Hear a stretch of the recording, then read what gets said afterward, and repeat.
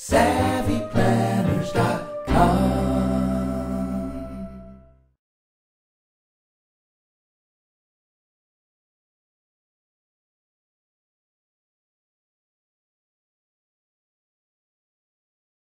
With us. Thank you. It's my pleasure, Larry. So tell me about the Westminster Choir College. Where is that? Westminster is in Princeton, New Jersey. And, you know, I used to live in Princeton, New Jersey, and I was the concertmaster of their orchestra. Oh, very good. Well, then you know Chestnut Street and Walnut. I sure do. It's a small world. How about that? Well, that's fantastic. But you have such an interesting background. You're a certified professional, you know this, but my fans don't. You're a certified professional wedding and event designer, and you're also a destination and honeymoon specialist. And evidently you are catering your primary market. You're a businessman. You've built a niche market here, right? Tell us about that. Well, we filled the niche, and it's a blessing that we had the opportunity to do so. There have been so many stories about GLBTI couples who have had horrendous things happening with vendors and how they were treated when it was suddenly, oh, really? You're gay? Wait. Let me stop you for a moment because I don't know what GLBTI... I know, let me figure this out. Gay, lesbian, bisexual, transgender, what's the I? Intersex. Well, I don't even know what that is. Some people call them gender blended. They're people that are formerly known as hermaphrodites, but that's certainly not the term that we use today. Got it. Is there something wrong with that term? It's not that it's wrong, but I find it a little bit clinical, really. Too clinical. All right. So we'll go with GLBTI. All right. So what was happening is these folks would make plans, and then the people who they were paying money to, these business people, were treating them badly because of their sexual orientation? Well, one example is, a vendor took a contract, accepted a deposit, put aside the date. Suddenly, the couple shows up, and in a bout of unfathomable amnesia, the vendor suddenly seems to have forgotten that they booked a gay or lesbian wedding. Here's what happened: the server comes out and takes the cake and basically drops it onto the table from a height of at least 3 to 5 inches to, I guess, demonstrate his disgust. And we have had just a number of stories like that. People have called and said, help. Either we can't handle it, we're tired of having to come out 50 times, coming out to every single vendor that we're trying to hire. We're tired of it. So you've identified this niche. I heard on there was on the radio coming to the station tonight. There was a story about in the state of Connecticut because that's one of the 5 states where gay marriage is legal. It's a boon to business. They said that they used the number $30,000 is the average amount of money they spend on a wedding. Yes. And so all this money is now starting to come into the state of Connecticut because gay marriage was made legal. Yes, but more impressive to me is that these families who have been together for decades can finally reap the benefits of some of the rewards and the privileges that traditional couples enjoy.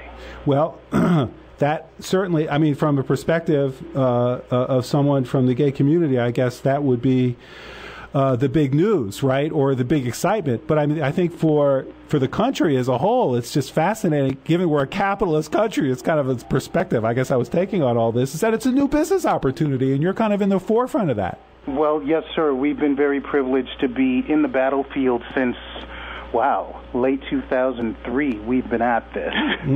Now, protecting and defending the needs and concerns of gay and lesbian, bisexual couples, transgender couples, who are tired of being abused by vendors and their own biases. So your credo is there's no gray area in equality. That is correct. So tell us some stories. Tell our fans some. So we'd love to hear some stories about what you might do differently for a gay wedding than what you might see. Like if I walked into a gay wedding, is there anything I would see different about that? First, actually, I've been to gay weddings, and the answer for me is no. But is there anything that you would do differently aside from it just probably being more tasteful? Well, thank you. Yes, we do aspire to maintain a certain level of decorum and taste, but I would say there really is no fundamental difference. One thing that we do that makes it more special for the gay and lesbian couples is that we really customize it in ways that are germane and special to them. We don't really have the privilege necessarily of following traditional marriage roles and marriage traditions in terms of, something borrowed, something blue, that kind of thing.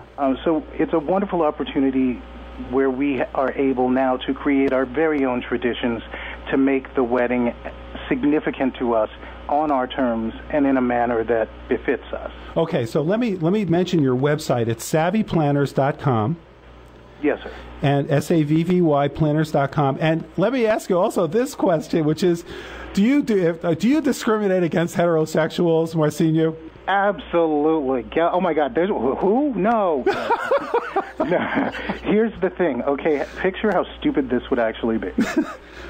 One of the most reviled groups of people in history, and then a corporation that represents them. How wrong would it be of us to discriminate against anyone? All right, so basically, all right. Now, of course, I asked tongue in cheek, so to speak. I didn't expect any different. But given that you don't discriminate against heterosexuals, what percentage of your weddings would you say are heterosexual? Off the top of my head, I would guess about 30%. Okay, so all right. So you're staying true by what you said in terms of how you're approaching this. Well, this is just so interesting, and it's great to know for the gay fans or GLBTI fans of Unconventional Wisdom Radio that there is this type of service available. Where do you travel all over the world? Do you specialize in certain geographical areas? We have teams presently staged in 7 states in the nation and are planning to expand globally. That said, if there's a wedding in Brazil or in Japan or Switzerland, we go where we're required. Boy, that's fantastic. Boy, I'm telling you, you have a great business model, Marcinho. This is a business that could really take off because there's only 5 states in the District of Columbia right now. Imagine what will happen when gay marriage is available in all 50 states. Well, very, very true. But again, our whole thing is about serving the people where they are today. If they're legally able to marry, well, that's great. But if they're not, they still want a ceremony that is filled with dignity and respect. Yep, that makes perfect sense. That's what we do. That's great. All right, now we're coming up to the break, but in closing, is there anything else you'd like to share with our listeners? Well, I'm just really proud of Connecticut for really being in the vanguard and stepping forward and recognizing that people are just people and all people, regardless of your stripe. This is not hard. All people want to be treated with dignity. Well, there's no question. This is Marcinho Savant, Senior Event Coordinator. His website is savvyplanners.com. Thank you so much for sharing your unique take on this with us. Thanks for having me. Have a great night. Thanks, you too. Well, how interesting is that? So we've